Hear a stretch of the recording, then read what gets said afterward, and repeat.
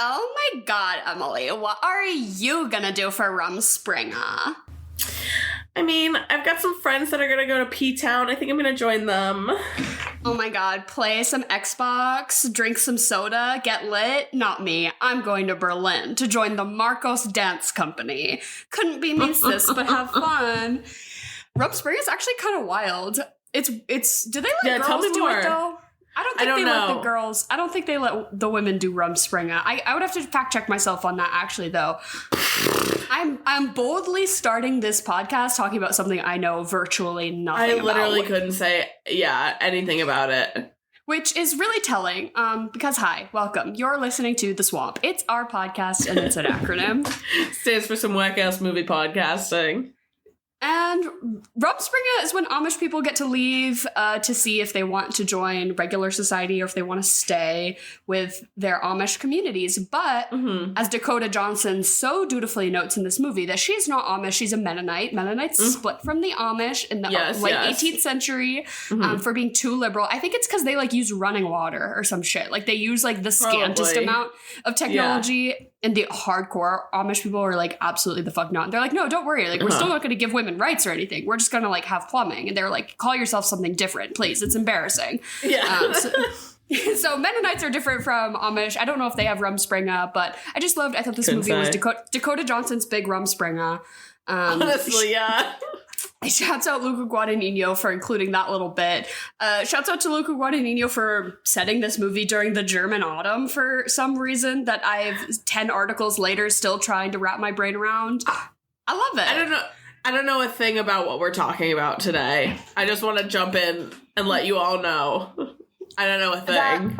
Well, and welcome. If this is your first time here at the Swamp, we are two unqualified, relatively lowbrow girlies who just like to talk about movies. And this month we're doing all horror movies. And I'm really excited because we were going to do 28 Days Later. And then you found that it has been scrubbed from the face of the planet and we cannot find it. You can't find it anywhere.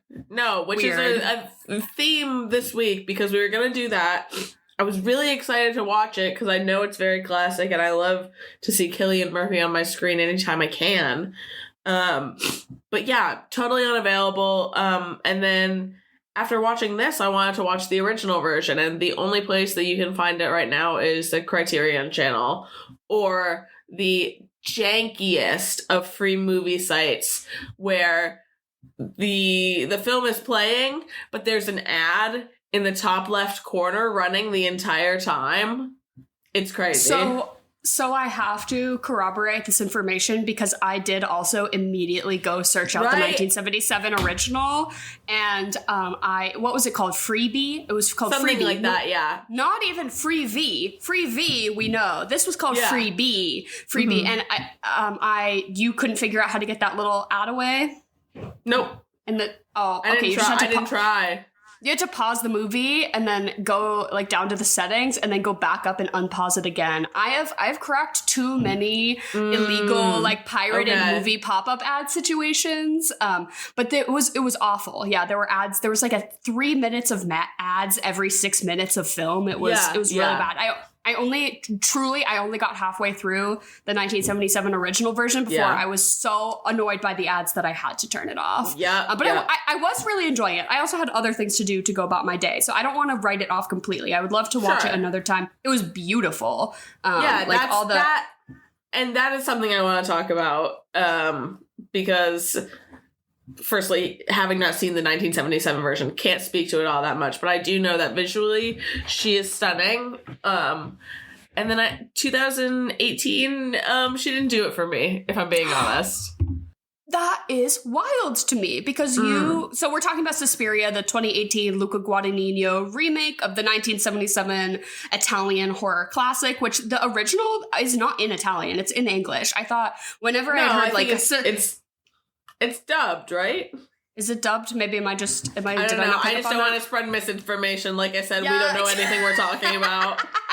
But I'm really excited. I had never seen this one, and I'm generally a fan of the canon of Luca Guadagnino. He's got some hits and misses. I certainly have my opinions, but I'm overall on the up and up about him. And that's funny that you don't like this one because I loved this.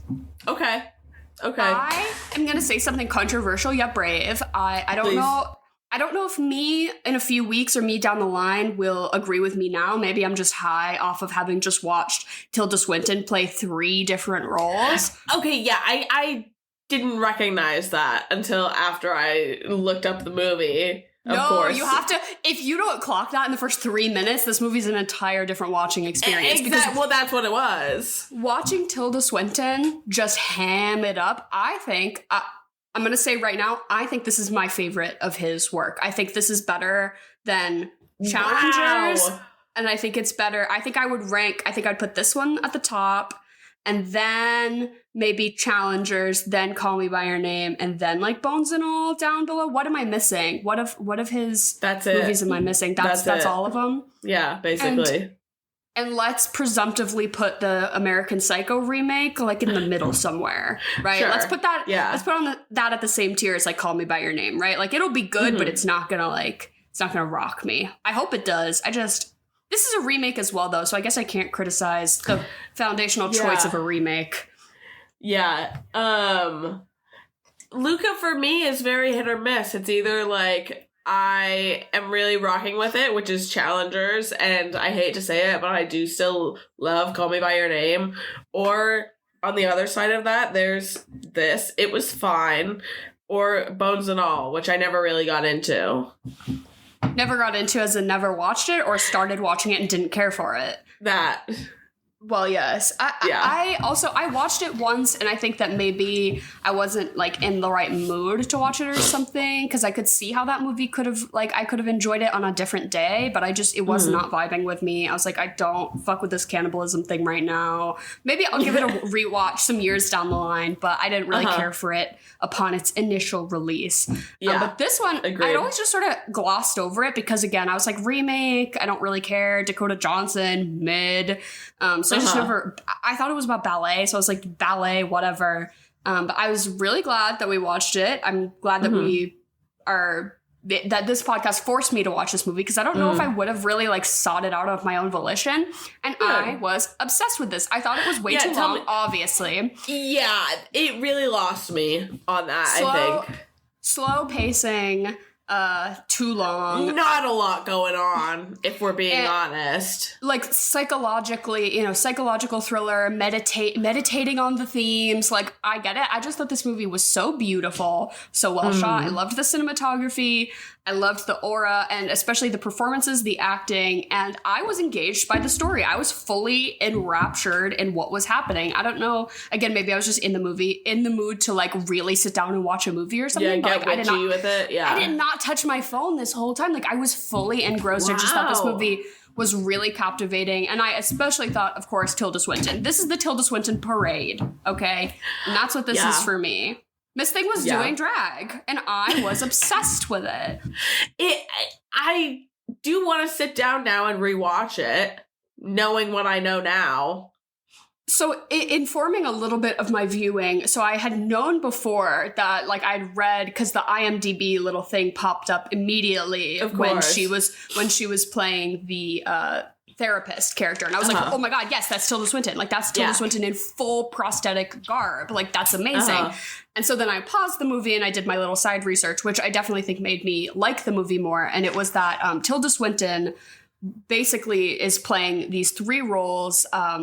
The first one that we see is, oh god, what's the doctor's name? I couldn't fucking tell you. And we can't Klemperer. This movie is set in West Berlin during 1977, during the German Autumn. So there's a lot of German names, and we're both painfully American, so I'm sorry if we like forget some consonants or whatever. But psychologist Josef Klemperer, played by Tilda Swinton, is his man. But basically in the movie credits, or in like the pre-press tour credits, they didn't credit that role as Tilda Swinton. They credited it as a fake man named Lutz Ebersdorf. They just made up a fake German man. And they're like, and Tilda Swinton was like, she's like, I didn't need it to be this big, like, mic drop, like, and it's actually Tilda Swinton. But she just more was like, I'm playing this other male character. And she's like, I'm playing Mother Blanc. And she also plays a third thing at the end, the Monstro Elisa Sue version of... Mother Marcos. Mother Marcos that's also Tilda Swinton, obviously. Like, of course. Because why not? Of course. Why not? They had her in that prosthetic chair. They had her in there every day. They're like, Tilda, you want to come back tomorrow and just play Mother Marcos as well? And she's like, well, yes, I just assumed. I figured. Oh my god, no, that one... We'll get to that, but that had me cackling again. Because this, I will say, this does feel very much to me in the same way The Substance does, where it ramps up until you hit that third act, and then it just goes absolutely batshit crazy. Batshit. That's what I really liked about it, was like everyone crawling on the floor and running around in their blood. Yeah. I was like, get me in there! Get me in there! And that's where this movie, like, really brought me back. I sat there through the 2.5 hours dutifully watching it. To get my big payoff. My big payoff. And I did get it. And I'm really happy with what I got. But I think, honestly, visually, it was really hard for me because it felt so colorless. Well, and that's the interesting thing, is because I did put on the 1977 one after this one just to see, and that movie is packed with interesting cinematography and color. Yeah, which is wild. I guess, this one colorless, but it felt almost like Tilda Swinton in her like tan muumuu, like teaching modern dance and like, counting. It's like that. It was a vibe. It was its own beige kind of weird witchy vibe, which I can respect. I loved the costumes. I thought that they were all so like, I guess I kind of liked the lack of color. I don't know. I feel like this is one that I think probably just pulled you. Did you feel like more engaged, like you could see yourself there? Well, yes, because I think they did nothing wrong. Like, I'm going to join the coven. I think she did nothing wrong. But back to, so Tilda Swinton credited as this like fake guy that she made up. Yes, and her and Luca like totally encouraged this tomfoolery. And he's like, it's not that we want it's not that we want to be like deceptive and like hide from people that Tilda is playing this other male role. But it was just more like this fun thing because she would get all up in the garb and walk around set and people wouldn't recognize her, obviously. Yeah. So she just came up with this. And so she's like, on set, I was Lutz Ebersdorf, but then when I was playing the character, I was, Dr. whoever. So she's like, so I wanted to credit the male, like sort of energy that I gave myself. Her drag name. Her drag name. Literally her drag name. Outside of the character in the movie she was playing, right? And they made a fake IMDb page for him. They like made up all this fake stuff for this guy. Oh my god. So that she could like get more into like her male actor persona. And she would wear... Jesus Christ. You know how they showed his little ding-a-ling? Yeah. You know how she would wear it just around to get the heft of the balls so she would feel more like a man. She would wear it. Yeah. That's the most Tilda Swinton thing that I've ever heard in my life. Of course she did. Exactly. So learning all of this information upon starting the movie, I was like, I'm obsessed with this because I'm thinking about the prosthetic balls in between Tilda Swinton's legs every time she's playing this Dr. Klemperer character. Yeah. Like she's talking really down Chloe Grace Moretz. Right. Like in the club with Mia Goth being like, you got to get these witches with my fake dick on, with my packer. Like literally, I'm obsessed. No. Literally, she was wearing a packer. I think Tilda Swinton. Yeah. Tilda Swinton is a drag king and should absolutely agree. Host a spinoff of RuPaul's Drag Race for the drag kings. Or I personally think drag kings should be fully integrated into the RuPaul universe. Drag is not just drag queens. I think drag is for everyone. So I think that there should be more drag kings. And I think we should get Tilda up in there as a guest judge or something, because Tilda is a master. Please. And I guess they used the same prosthetic makeup artist for Tilda's old man look that they did for her older look in the Grand Budapest Hotel as well. Which I thought was really cool. I like that. They were like, we loved how you looked in Grand Budapest. Can we pull that makeup artist to turn you into an old man this time? And it was just like, I love that concept of like, oh, we've seen you look weird and old before, but let's like pull those same people and do it again. But you're a man this time. Obsessed. Yeah. Something I will say that will inform you a bit more about my watch of this is that this is my third attempt at watching this movie. Oh, interesting. I had turned it on a couple of times, and I'll let you guess where I stopped after the first time. Oh, well, the meat hooks. Yes, the meat hooks, of course. Well, yes. That was a lot, and I want to get your take on that because this is we've kind of done Dara's dip into body horror. It turns out Dara's a little freak. Turns out Dara likes grotesque shit because I don't really watch a lot of horror, but now I'm like kind of like I gotta get into it because I was kind of into the meat hooks. I was wondering, okay, because this feels very different from, say, The Substance or The Thing, where the body horror that we watched is outrageous enough and kind of goofy enough that it's a little less disgusting. But this is really grotesque. This is a hard watch.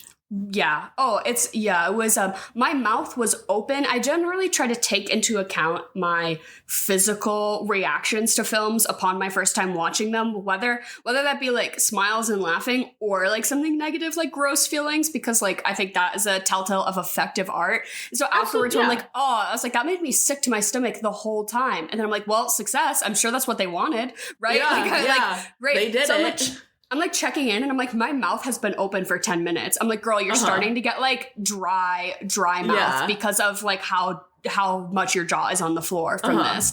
And it was the dance sequence of her body just getting smashed around that mirror room, crumpled. And then the mean hooks where I was fully like, I need to pause and go get a drink of water because of how like my tonsils are withered up and have fallen out because of how much mouth breathing I'm doing because of how stressed this movie's making me.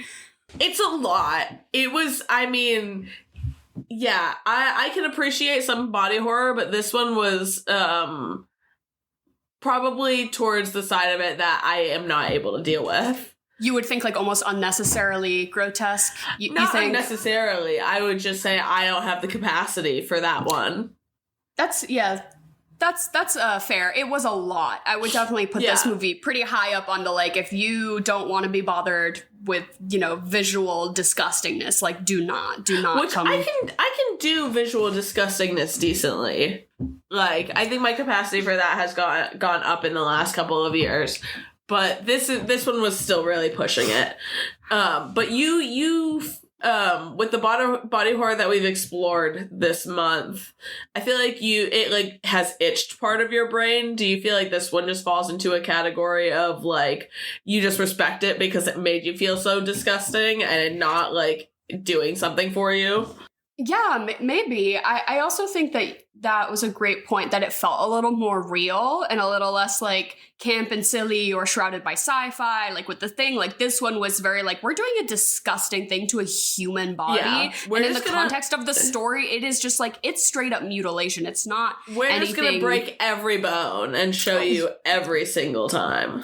Right. But I liked the through line of the story where the psychologist, basically, he doesn't really believe Chloe Grace Moretz in the very beginning. He's kind of like, this is part of a fabricated delusion. As your therapist, I'm tracking these, through lines of things you're saying because it seems like you're making this up to compensate for some other like mental crisis that you're having. And basically, when the doctor finally connects with Mia Goth and is like, hey, like, this is real. I really liked his take of like, witches aren't real, but when you perceive someone as being a witch, it is likely that their actions are harmful, right? Like, his whole take is like, as a psychologist, I'm not going to say that she's right and that they're witches, but I believe that there are women in an organized crime setting doing bad things. Yeah, they're probably doing some fucked up shit. Right, and I mean, of course, then they are witches, and he learns that, and he gets got. But I like that sort of take of like, oh, like I'm not gonna write her off because she's quote unquote crazy. I'm gonna take this, take this delusion and break it down to what it could be in real life, and like the Tilda Swinton getting to solve the mystery of the crime that she herself as a different character is perpetrating is insane to me. Like I loved that part. So the whole psychologist grounding it in realism while the witches are actually doing witchy shit is what made it feel more scary to me, because you're almost approaching it as like, oh, they're not even really doing too much witchy magic stuff. It really is just like straight up murder and body mutilation. Yeah, absolutely. The magic was pretty toned down. Like when Tilda Swinton like touched her hands and feet to like guide her with the light to do the dance, like that's all we needed. We didn't need like magical strings of glittery sorcery coming off of Dakota Johnson while she was dancing. Right, that. Which I liked. I liked it. I liked understanding the magic system. No potions, just meat hooks. Right. And so I guess we can't really summarize this movie too much, but Dakota Johnson she escapes Mennonite society and she goes and enrolls at this dance company that it turns out is a coven of witches, and there's sort of an internal conflict between the coven of who should be the ruler. Should it be Madame Blanc or Marcos?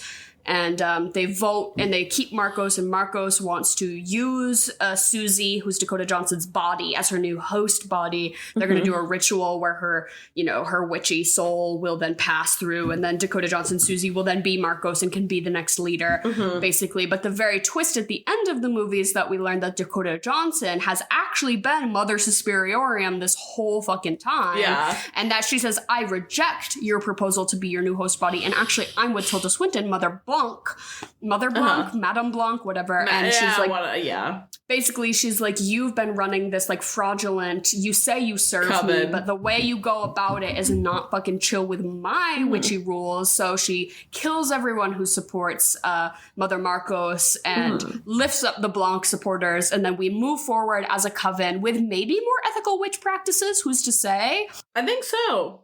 Is this a metaphor for, like, sometimes you need to do an outside hire, okay? Sometimes you don't promote from within. Probably, yeah. Do an outside hire, I think so. Get a new perspective, clean out some negative energy from the company, right? Like, I'm thinking corporate with this. But it is implied that...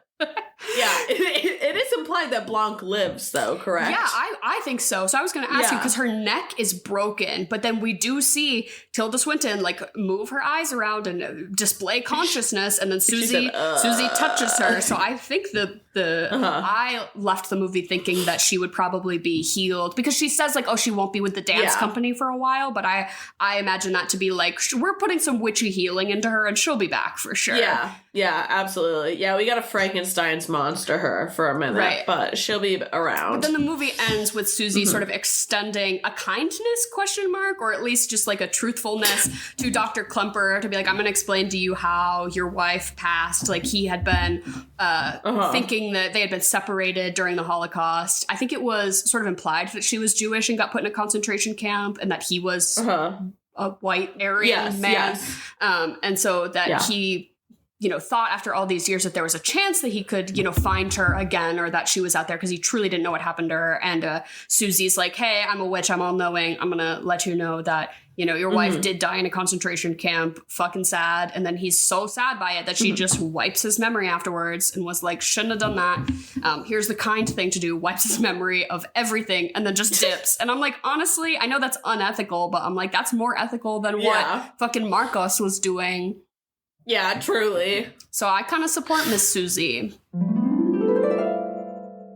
3 important business items in no descending order or of importance or anything. 1, I did my research since this podcast started. Believe it or not, this is all happening on a different timeline. Amish girls do get to go to Rumspringa. So just wanted to clear the air on that.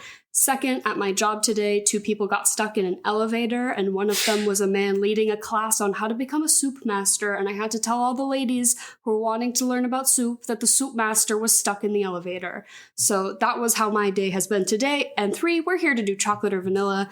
It's our interim podcast segment where my mother Jen comes and says 2 or sometimes 3 things, and we all say which one we like the best. Jen, hi, how are you? No soup master class for everybody, though? It was canceled? Oh, no, it was just delayed. Oh, nice. He persevered and did the soup demo for the ladies, yes. You know, he gets, like, time and a half pay. He gets hazard pay right now for that. Right. Library hazard pay, because we've got that. Yes. So there is, by the way, there is no theme tonight. It is Off the Dome. Hell yeah. Nice. It's a short one. It'll probably be pretty quick. Love that. Okay. Chocolate or vanilla? Chocolate. I'm going to say chocolate. Ooh, chocolate. Chocolate, vanilla, or strawberry? Chocolate. Chocolate. All right, chocolate. Double sweep. Wow. First one, visor or baseball cap? Visor. You mean like a tennis visor? Yeah. Like has only the brim? Correct. No, I'm gonna only Barbie looks good in a visor. I feel like a visor's really not practical. I'll go with just the straight baseball cap. Yeah, a visor feels more like a costume than anything. I'll have to go baseball cap. Yeah, I'll go baseball cap too, although my friend Sandy rocks a visor when she's golfing. Nice. Next one, a couple's Halloween costume or a group Halloween costume? Too many cooks in the kitchen, because a group costume is really hard to coordinate to be really good. If you execute it, that's a major serve. So I'm going to say if a well-executed couple costume, fine. A well-executed group costume, my mind is blown. But which one do I want to be a part of? I just want to be a part of the couple costume, because then I get to do everything. I get to pick it. I get to do both. And he just wears it and does what I say. That's what I want, right? But I'm going to say, as far as what is better objectively, a well-done group Halloween costume. That's way more fucking work. I'm doing a group Halloween costume this year, so we'll have to wait and see how it turns out. But for that reason, I will choose group.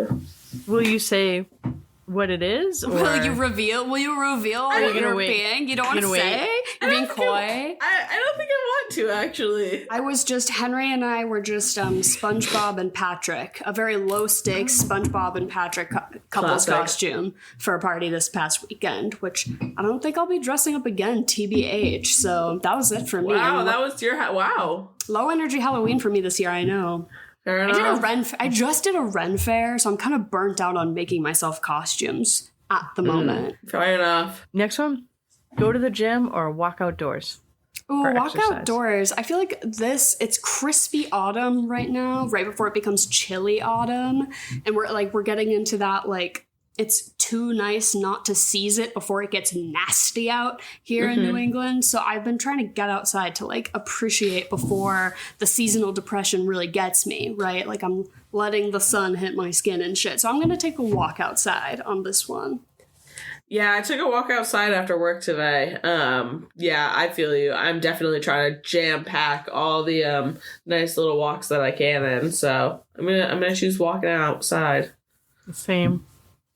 I walked with my friend Judy, and my phone said I went 5.5 miles, and I don't think we did 5.5. Jeez, who knows? But it was gorgeous outside. Next one is those peanut butter cup cookies with the Reese's in the middle, or those pretzels with the melted Rolo and the M&M on the top.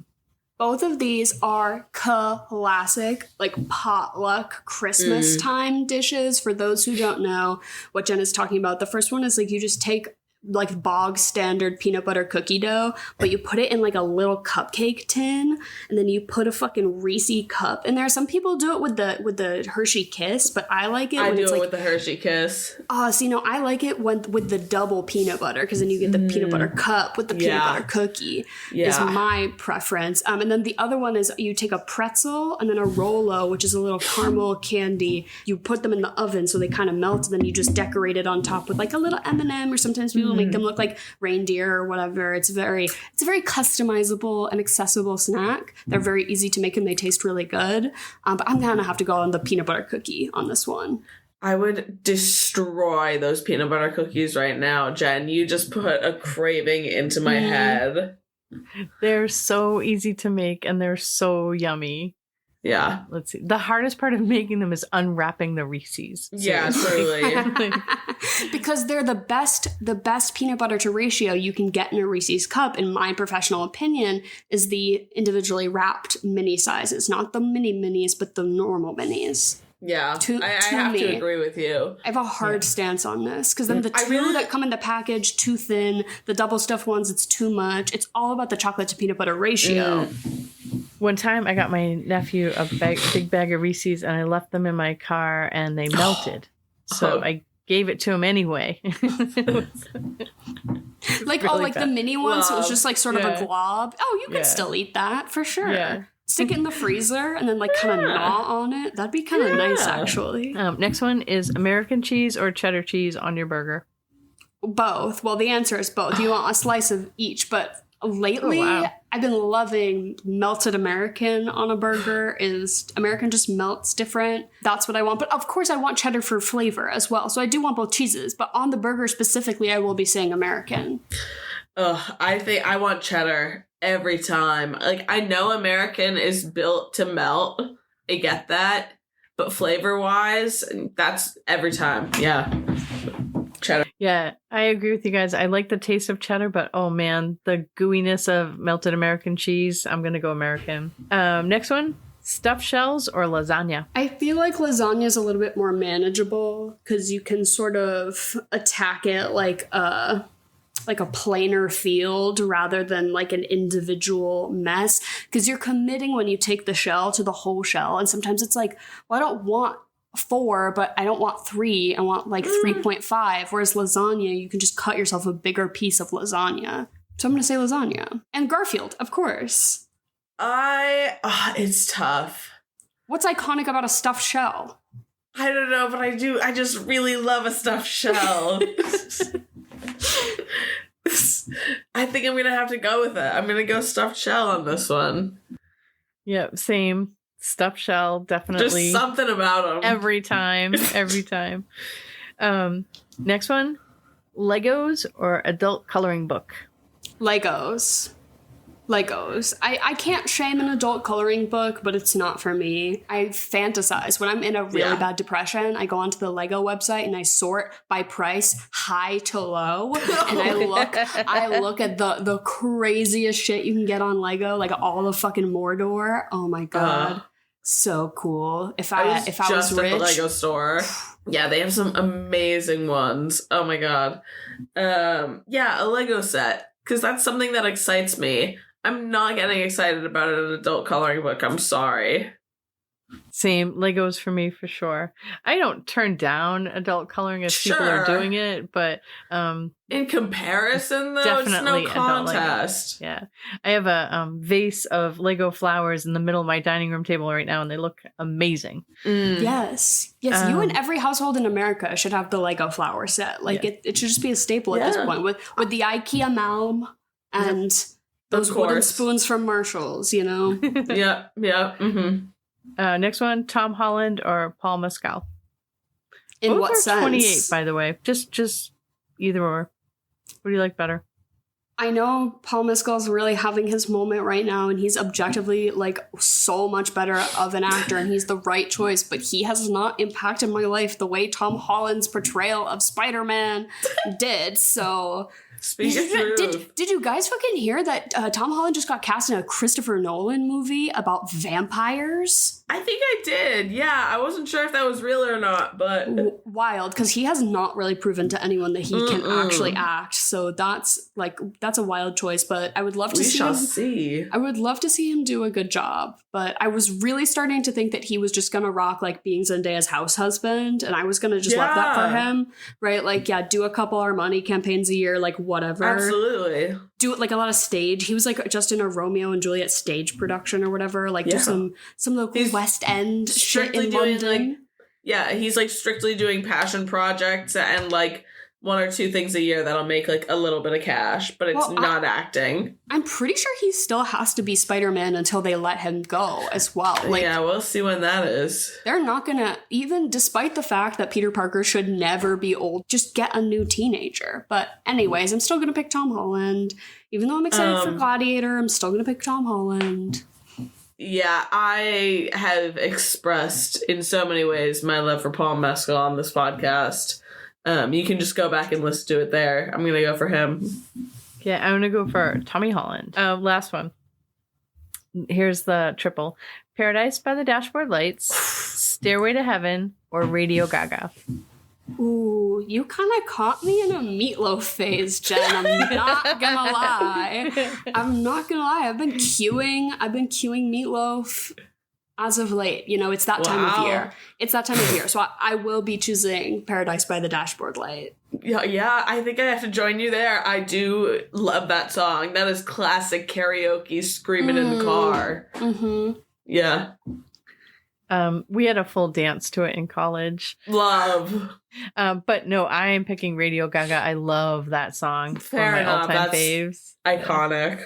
Yeah, if I know one thing about Jen, it's that she's going to pick the Queen song. And if it's between Queen songs, she's going to pick that Queen song. Yeah, it's true. So true.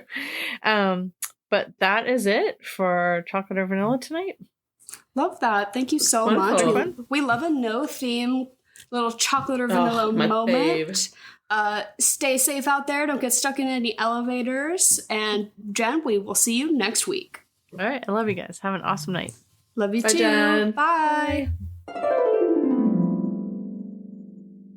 Miss Dakota Johnson in her wig. How loud can you say wig? Oh, I liked the wig. Nicole Kidman. That is a Nicole Kidman ass wig Miss Dakota Johnson had sporting. And I wasn't mad about it. No, I was feeling pretty unsettled. It just looked really. The hair looked too different in too many scenes. I'm like, sometimes it was crunchy looking, and sometimes it looked really good. I think also the hairline placement was a little like sometimes. See, it's just something I'm not tuned into, so I think I just don't notice it that much. But you watch enough Drag Race that... yeah, to know about wigs. I mean, not that I actually know about them. I was like, what a choice! What a weird choice. The long like red hair, and then when they cut it, I thought it looked bad when they cut it. Like to her shoulders. It did. Yeah. Can we talk about the chemistry between Dakota and Tilda in this? Well, yes. Because I'll tell you what, if they made 50 Shades of Grey between Tilda Swinton and Dakota Johnson, I mean, Academy Awards. I want a full porn of the two of them sitting in desk chairs across from each other. Blank expression, not talking, mind communicating, some freak shit in the voiceover. And I would watch. Tilda would quirk an eyebrow to suggest something and I would buy it. Of course. Yeah. Uh-huh. No, I love these two lesing out the entire movie. I mean, of course I found it to be more, not necessarily mother-daughter, but, you know, like, high, you know, what do you call it? Like a power imbalance discrepancy, right? Where it was like more of a leader follower. Taking her under her wing. Mother-daughter. It wasn't quite horny per se, but it was sexual. It was certainly charged. Mm-hmm. Sensual, maybe. Yeah, right. Erotic. Just erotic. I found it to be very erotic. Right. Tilda Swinton is an erotic performer, I would say. I think Tilda Swinton is just inherently extremely erotic. Yeah, against your will. Like, whether you think Tilda Swinton is hot or not, that is not up to you. She's going to make you feel something a little tingly and strange, and that's up to you to figure out how you feel about it. No, I thought I would have to sit down and journal afterwards. I would also have been obsessed with her though, because like her in her muumuu and her like I just keep talking about the muumuu. I loved the muumuu. Exactly. And her like long center part share hair, like yeah. Witch. Mm-hmm. You would have, again, you stand no chance when it comes to alluring things in a horror movie. Well, yeah, you got me, right? Like, you can have my soul. Use me as your vessel. Why don't you? Sure, why not? No, I would not have been like... Oh my god, fucking... Olga? Mia Goth and Chloe Grace Moretz just begging for death at the end of this movie. Oh my god. When she's like, what do you want? And she's like, death. And then she gives it to them. That's where I was like, we're moving in a more ethical direction. Assisted suicide? Yeah, yes. Work. Of course. We're not going to drain zombie Grace Moretz of her soul anymore. We're going to let her rest. And I think that that's beautiful. Not zombie Grace Moretz. They God. They had her looking haggard. They had her putting on the saggy zombie titty chest plate to be like, no, we need to show that your energy has been so drained that your titties are deflated now as well. Dakota Johnson said, in case you had any questions about it, Madame Blanc comes to Dakota Johnson and she's like, what are you in this company? Dakota Johnson's like, I'm the hands. And Chloe Grace Moretz is like, I'm the titties. Like, I'm the titties of this company. This is where you're going to drain my life force from, is these knockers. And you can just deflate those bad boys. Take whatever you want with the Marcos. Take them. Yeah. No, I thought... Jesus Christ. I thought Mia Goth was great in this. Oh, I loved it. I mean, not that I ever doubt her. She's great all the time. But I was so happy to see her being her squeaky little British self and then giving me a good scream. Yeah. Putting her in a Luca Guadagnino film makes total sense to me. So do it again. I'd love to see it again. I'd love to see it again. Oh my goodness. Yeah. Well, maybe for the American Psycho drop. Right. She could be like the Reese Witherspoon character. Nah. Who could she be? An American Psycho. Chloe Sevigny. Oh, yeah. Mia Goth is the Chloe Sevigny. So Luca Guadagnino, for those who don't know, has just sort of soft launch announced that he will be directing a remake of the film American Psycho, which we have covered on this podcast if you'd like to go listen. Indeed. But... I feel kind of like neutrally conflicted. It's one of those things where I'm like, okay, I guess, like, I'll probably go see it when it comes out, but give me some more to go off of other than that before I form an opinion. It's a movie I like and a director I like, so I guess, but I just like remake culture pisses me off. Exactly. Thank you. Especially if I'm about to walk into Jacob Elordi playing it, I feel like that's going to piss me off a little bit. Yeah, it's getting a little tired, but I think there's just other options. Sort of like, I saw Saturday Night last night, which I agree with you was just... Oh yeah, what'd you think? Just down the middle okay, but it kind of made me think, not everything needs to get made. Sometimes I'm like, sometimes this could have been just an idea. We didn't have to go all the way through on this. Who is this for? You know, I was like... No, having watched that movie, I think instead you could just go back and watch the very first season of Saturday Night. Right, or like, that's my takeaway from that movie was that I was like, oh, I want to go back and watch old Saturday Night Live bits now. And then I was like, okay. Exactly. So I'd rather be doing... That's literally what I did. It just made me want to watch something else, which I guess if that's the point of your movie, if the point of the movie was to drum up newfound support for SNL, like maybe that's fine, but I was just like, whatever. But same thing with...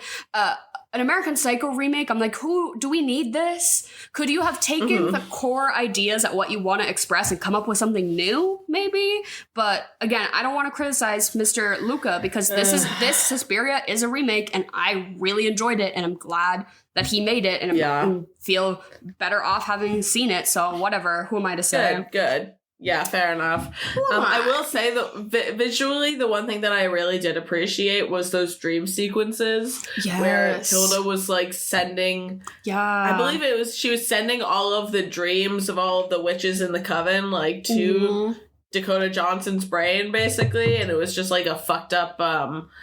What's it called? Montage, essentially. Yeah, it felt very like a creepy music video, almost. Yeah. Like, which also, I didn't, again, to compare the first 40 minutes of the 1977 version, which I watched, to this, the original one, very colorful, incredible set design, like really just these super vivid, intense sets, and the music was done by the prog rock group Goblin, which is like an Italian prog rock group that made all this like kind of funky, really interesting music. So like to watch the original Suspiria was much more of like an audio visual experience, whereas this one, they kind of sucked all that out because all the music in this one was done by Tom York of Radiohead, who's certainly not known for being like bells and whistles. It was very like kind of creepy and building. Looming. Yeah, very that, which has its own merit, but it's certainly a little less exciting. I thought that a lot of dance sequences paired to unexciting music in this one left me wanting something more.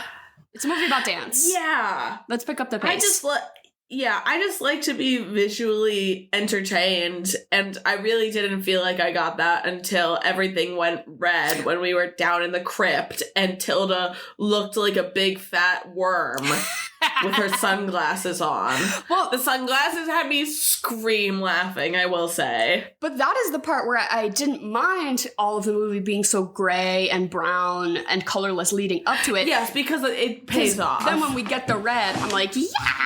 yes, I'm freaking out. I'm like, I want to be on all fours, like running around in my enclosure. Because, see, I would not have voted for Marcos. I would have voted for Blanc, and I would have been spared, and I would have been just romping around in the blood with the girls, getting my life. Yeah, unfortunately, I do think that I'm someone that I'd prefer to just be visually entertained throughout all of it instead of having that build up and that payoff. Oh, so it did really feel like it felt like work. So you're a Cocomelon baby. Hours. So you need yeah. Yes, please. Oh my God. Well, I just think that movies can be pretty. Ooh, shocking. But I feel like I give it a free pass because Luca has shown us that he does have the capacity to make a colorful, beautiful movie. I think this movie was beautiful, just like different than the Call Me by Your Names, which have those beautiful, vivid blues and greens of the Italian countryside. Like it's West Berlin in 1977. It was a little gray. Like things were a little gray. You are correct. No, I just want to be visually stimulated. That's all. No, that's totally fair. But I will say I was very visually stimulated by Tilda Swinton. She looked like a greyhound. Crazy. Yeah. Amazing actress. I'm going to put Tilda Swinton in the top 5 greatest of all times. Is that controversial? I think she's going to be maybe not controversial, but I think people would probably disagree. I'll rescind that. Top 5 living actors. No gender restrictions because Tilda clearly can do it all. That makes sense to me. I'm gonna say top 5 living working actors. I'm gonna put Tilda up there. Yeah, I'd say that feels right. I have a feeling she's probably gonna be like one of my top actresses for the year. Oh, on your for little my Letterboxd roundabout. Do you pay for the premium version? I feel like no. I thought you had to pay for Letterboxd to get the Letterboxd wrapped report with all of your statistics of your most watched actor was Willem Dafoe. Obviously, you didn't have to tell me that. No, they do them every year. Oh, interesting. I always assumed it was only for people who paid for the version with no ads. Mm-mm. Oh, no, they just send you an email. Oh, I've never looked at mine. I should probably do that. Oh yeah, check it out this year. It's fun. I like it. But the sound mixing in this movie was a little bit disturbing to me. The respiratory, the constant looming respiratory sounds in this movie. I get why they're there, and they're in the original as well. So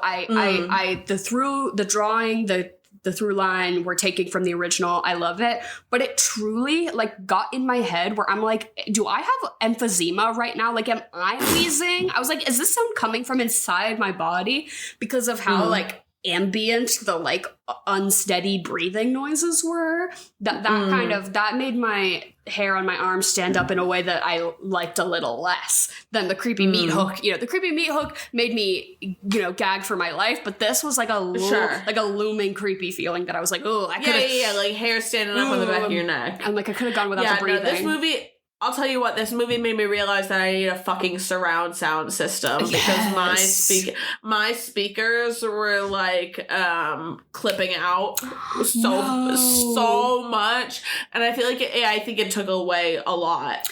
Honestly. No, and that's funny because I thought the same thing. I have a Bose bar. So it's I have a decent Would you recommend it? Yeah, for bang for your buck, I think it's a good TV speaker, but it was having me listening. I was like, oh, I bet if you had full surround sound installed in your home that this movie would be fucking nuts to watch. And I was fantasizing about a world in which I have a home theater with a nice surround sound system and a projector. And I was like, oh my God, I wish. Yeah. I do wonder if this movie is just one that needs to be seen in a theater. Oh, and I would love to see this in a theater. Oh, that would be so good. Because of course, imagine it at somewhere like the Coolidge. Right. That would be chef's kiss. Stunning. A movie theater with a good vibe and not a capitalism an AMC vibe. where my ass is crunching popcorn. I just became a member of my, I'm an AMC Stubs List member equivalent of the theater that I regularly go to, which is way less popular. Cinemark? It's called a Cinemark. I'm a Cinemark movie rewards member now. I was at the Taco Bell and I was about to buy my ticket and the online fees. And I was like, if I join for $11 a month, I can waive these online fees. And I think that will be worth it, even just for today. It pays for itself. It pays for itself. The AMC Stubs A-list group has the best word of mouth marketing of any subscription service you can get. I don't hear anyone saying shit about a Green Chef or, you know, whatever other subscription services, the way people are talking about AMC Stubs. Okay, that's It does. It's true. It pays for itself. You get that, like, pays for itself. You get that, like, highlighted in bold, and they're like, if you could remember this and tell it to 10 friends, that would be great. Yeah. Referral code. It pays for itself. But what did I want to talk about? Oh, so this movie, I went into it. I didn't know too much about it, but I thought it was going to be about ballet because the original movie is like about ballet. But this one, I just assume I hear dance company, I hear horror and dance and women, and I assume ballet, right? Skinny women, of course, they're going to be doing ballet. But I was this is modern dance. It was modern dance, and honestly, I did not care for or respect it until it was karate. Okay, until she was doing airbending moves to throw Olga around that room. I was like, this dance is some Maddie Ziegler Dance Moms bullshit. Oh yeah. And then when she started throwing the arm to snap the neck, I was like, wait, I get it. This is beautiful. This is modern.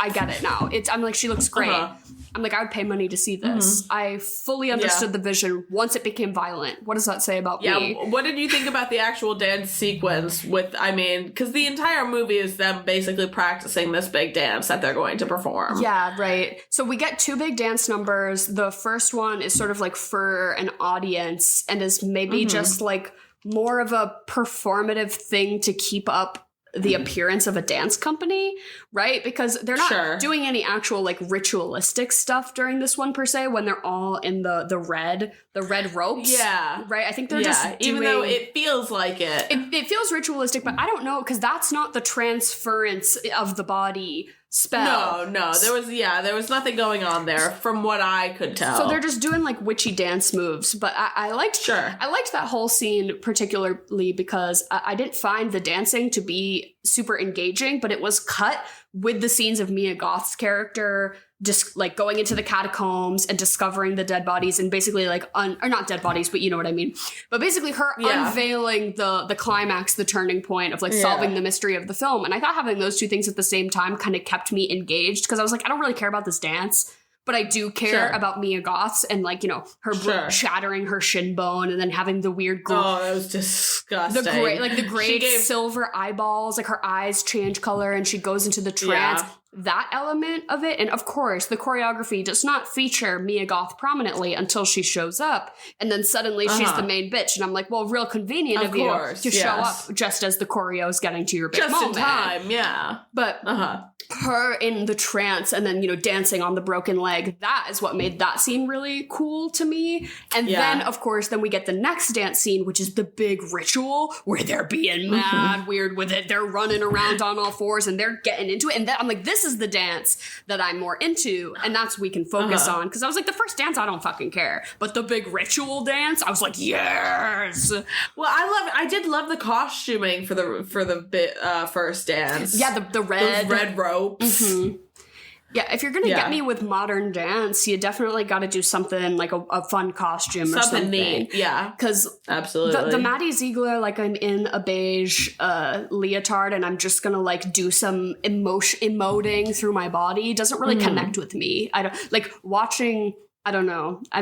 I struggle to. I never danced myself as a person growing up. Like I never really enjoyed that side. Like I feel like connection to music is like different. Like dance doesn't feel as close to that for me as like a lot of other people. And I don't really, it's same thing with like poetry, right? Like I like to read, but I don't really like poetry. I don't really like dance either. Far as like, fair enough. I would never sit and pay money to go watch the ballet. I don't think. I mean, I'd go if somebody gave me tickets for free, that's for sure. But you know, not my cup of tea. And so especially this modern thing, I almost feel like it's like above my head. I'm like, I'm not really getting this. Like I get that it's really impressive that they can move their bodies this way, but like while they were doing it, I was just kind of like, I'm not really seeing the point here until it was for the ritual. And then I was like, I'm obsessed with this.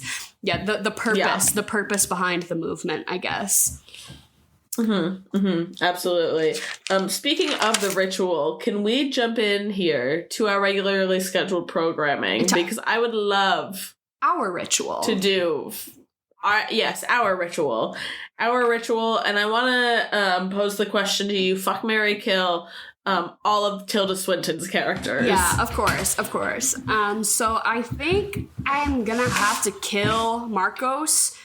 Because even though that fleshy mass of whatever was going on is really interesting to me, and I would like to get to know Miss Marcos a little bit better. In the context of the story, I do align myself with Dakota Johnson and the other Tilda Swinton, Madame Blanc, where I'm like, we gotta get her out of here. Like, she's bad vibes, right? So I want to join the coven, and I want to lift it up to a better state. Overthrow.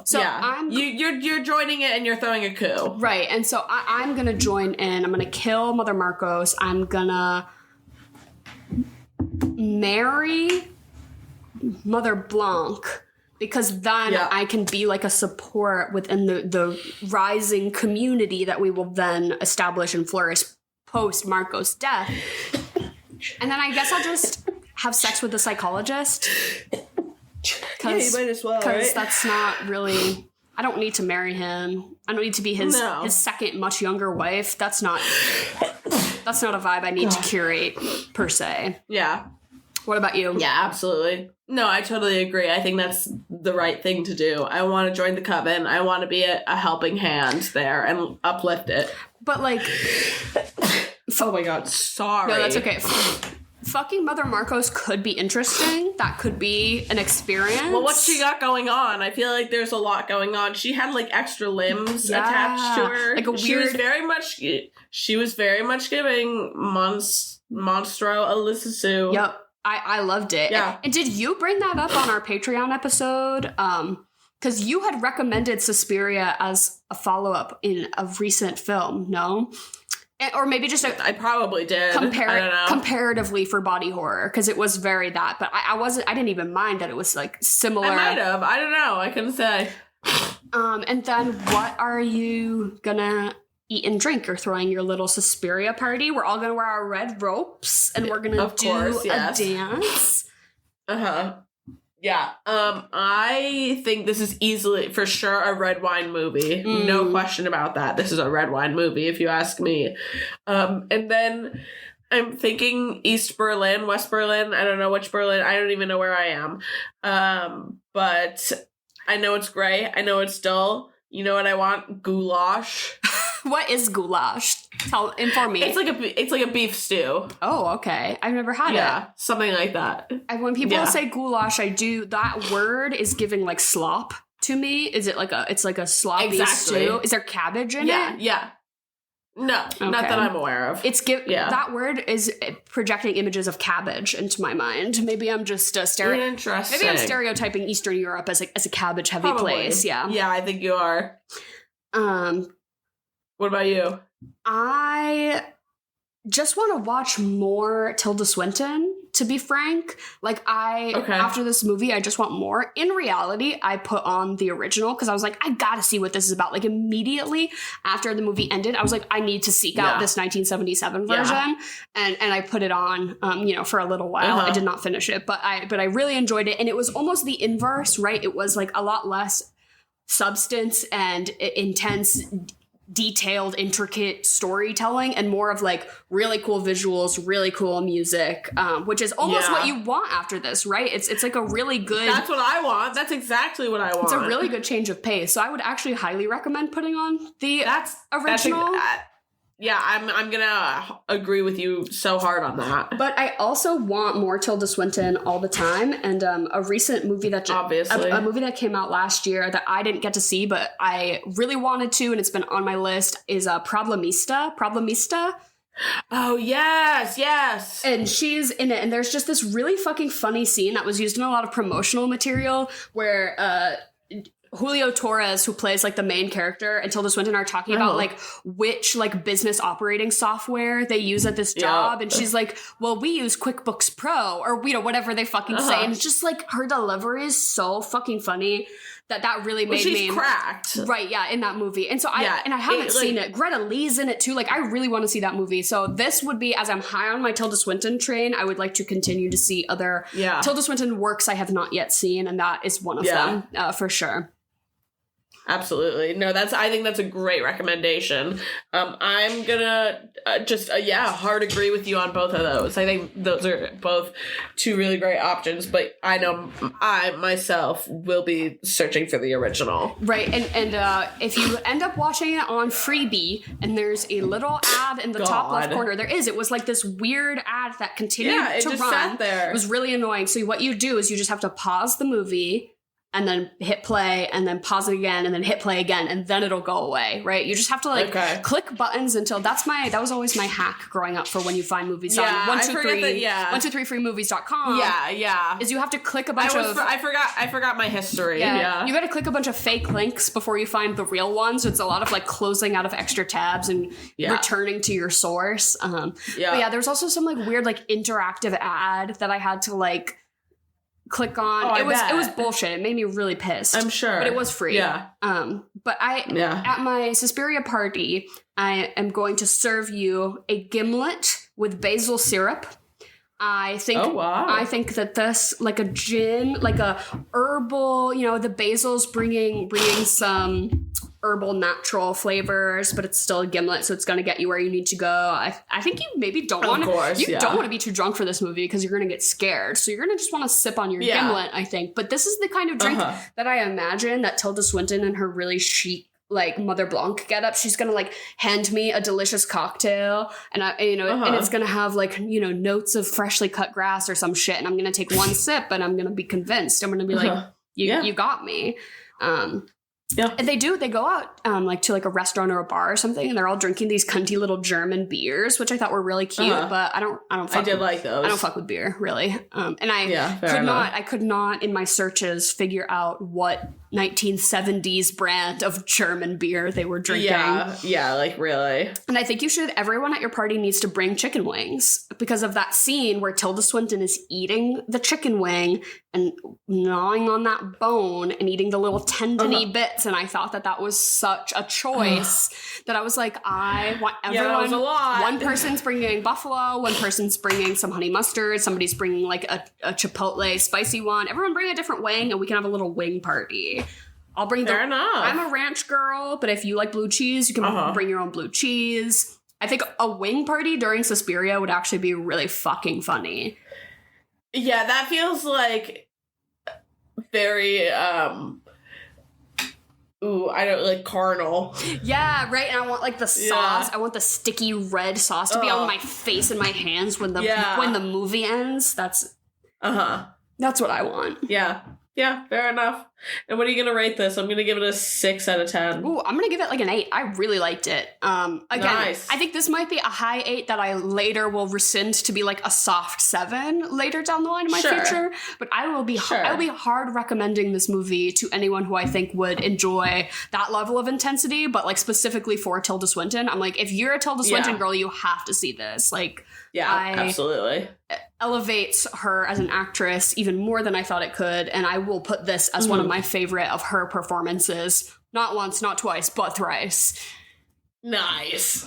I mean, yeah, her as Mother Marcos, she didn't do much, but I appreciate it. No, but it was still so funny. I just appreciate that in the IMDb synopsis, it says in parentheses it says Swinton again in a third role. like it's like love. And for the third time, we get some Tilda. Yeah. Oh my god. Well, I'm glad. I feel like we've had a very productive month. Right. Wait. In terms of... Well, don't round it out yet, Emily, because we have one Wednesday left. Oh my God. So I didn't even realize. There are 5 Wednesdays this month, so we will be continuing. Fuck. We will be continuing Horror Movie October next week. Please continue to send us your suggestions. We've got a couple good ones. And, you know, even if we don't cover them on the show, we usually add them to a list. And especially if there's something I've never seen before, I at least like add it to my personal list and inquire, because I love to learn about new movies I've never seen or heard of before. So please continue to drop suggestions in our DM inboxes, as well as if you're listening on Spotify, there's like a little Q&A. You can just like put whatever movie you think we should cover in there. Your favorites, your least favorites, whatever you think would be fun for us to talk about. I had a lot of fun watching Suspiria this week. I like genuinely, like, I need to watch this again. Good. And it made me also want to rewatch fucking Challengers too, because it's so different. That of course, I feel like another good follow-up would be Challengers, to be like, wow, Luca, you got the range, because we're doing in-depth political commentary, and then we're also doing gay tennis. Like, we're balancing. We can do both. It's beautiful. Yeah. And to conclude the episode, thank you so much for listening. Sorry we didn't really get too much into the lore of this film. There was just like a lot to talk about, and also I was just like gobsmacked. There's just better YouTube videos to go watch than to hear me mumbling my way through and bullshitting. I know, right? Just go look it up. If you're here an hour plus into the pod, I don't need to justify myself to you, but I often try to stay away. I think we both try to like not just be repeats of other things that we've read online, right? Like, I don't want to just regurgitate IMDb facts to you. And so while this podcast may not be quite so educational, we hope you had a good time. Thank you for being here with us, as always. If you'd like to support us, we did talk about The Substance on the Patreon this month, as well as we'll have we have one new bonus episode every month we try to do newer movies over there. So if you're a AMC Studsless member like Emily, or if you are your local movie theater's equivalent, such as I, and you go to see new movies quite often, there's some fucking good ones coming up, bro, and I'm excited. I'm excited. I'm like, do I need to order my gladiator costume now? Like, but you probably should. The popcorn bucket, I'm like into it. But yeah, thank you for sticking around. We love you all, and goodbye and good night.